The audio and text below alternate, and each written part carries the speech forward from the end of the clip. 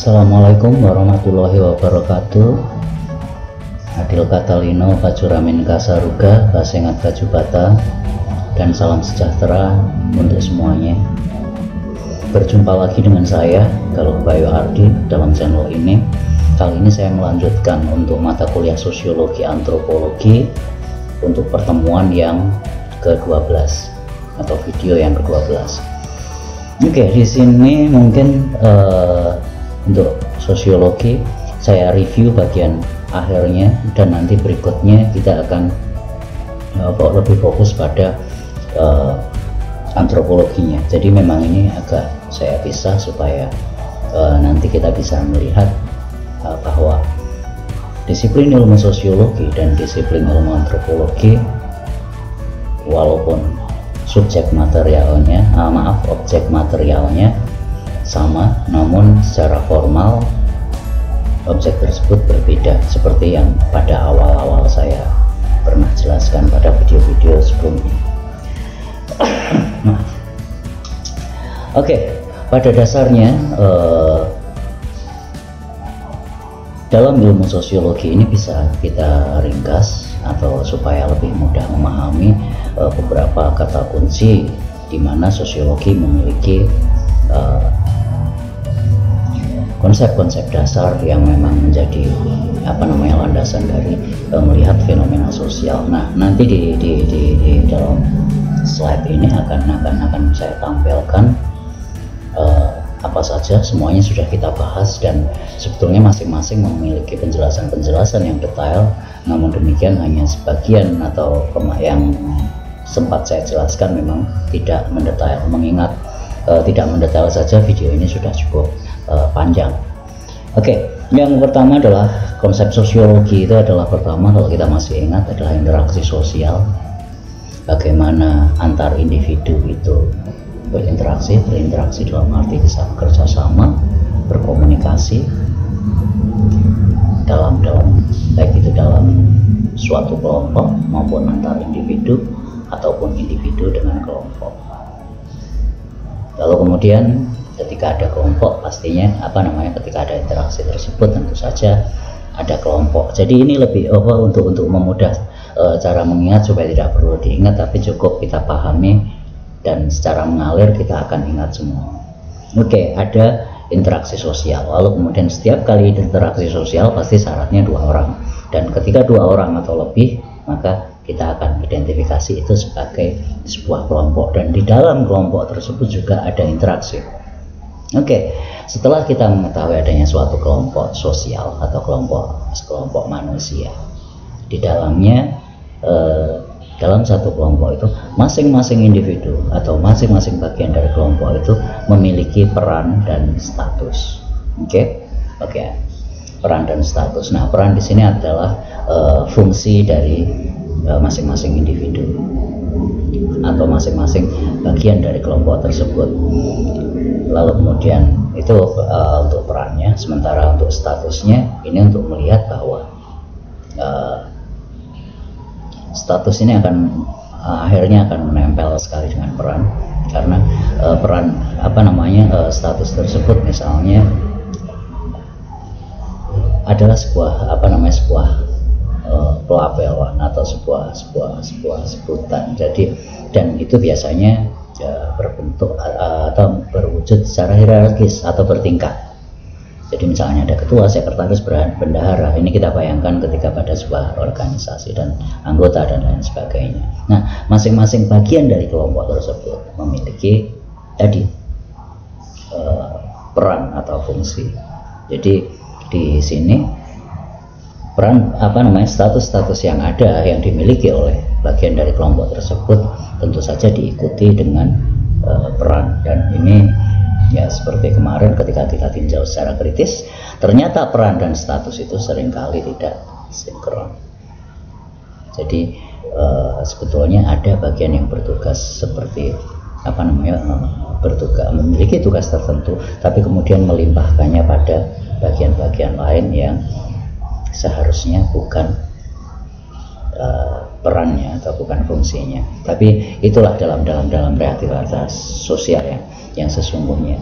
Kadang peran dan status yang memang sudah dituliskan misalnya, itu belum tentu berfungsi sebagaimana perannya, dan ya statusnya hanyalah status. Dan kemudian yang terakhir, ketika ada peran sosial dan status, tentu saja ada peranatannya di sini, ada nilai-nilai aturannya, dan ada batasan-batasan tertentu, ada hal yang harus dikendalikan, dan ada pengendaliannya, dan itu kita sebut kontrol sosial atau pengendali sosial. Nah, di sini, dan pada dasarnya dalam ilmu sosiologi ini, atau secara sosiologis, ketika kita melihat segala sesuatu fenomena yang ada di dalam lingkungan kita, itu didasari konsep-konsep tersebut, didasari konsep. Saya review lagi di sini, ada interaksi sosial yang pertama, ada kelompok sosial di sana, ada peran dan status, dan juga kontrol sosial. Nah, kontrol sosial ini juga kadang dalam bidang tertentu seringkali disebut hukum. Oke, sementara beberapa fenomena sosial yang bisa kita lihat atau yang merupakan permasalahan bagi ilmu sosiologi, atau fenomena sosial yang bisa kita lihat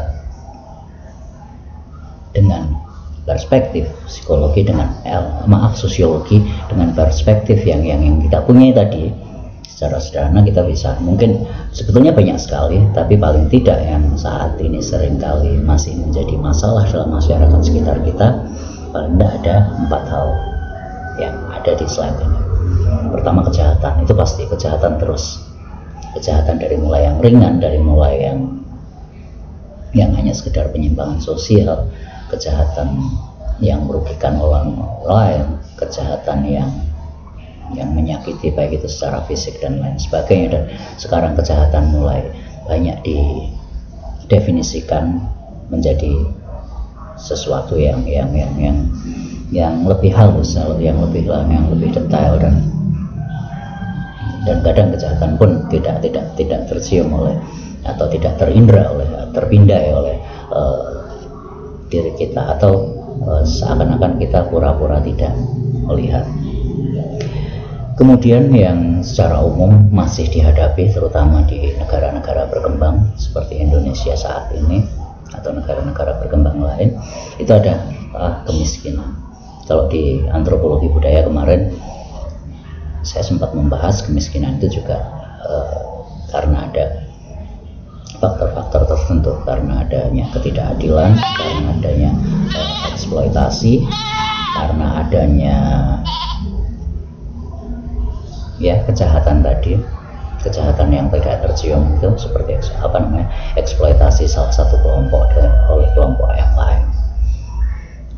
Lalu kemudian di sini disorganisasi keluarga, atau istilahnya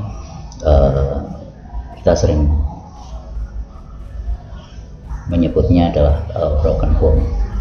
Namun demikian di sini adalah merupakan fenomena interaksi sosial dan perubahan sosial saat ini memiliki kecenderungan berbagai masalah di dalam keluarga. Seperti misalnya di sini adalah disorganisasi keluarga. Jadi keluarga itu retak, atau keluarga itu istilahnya tercerai-berai.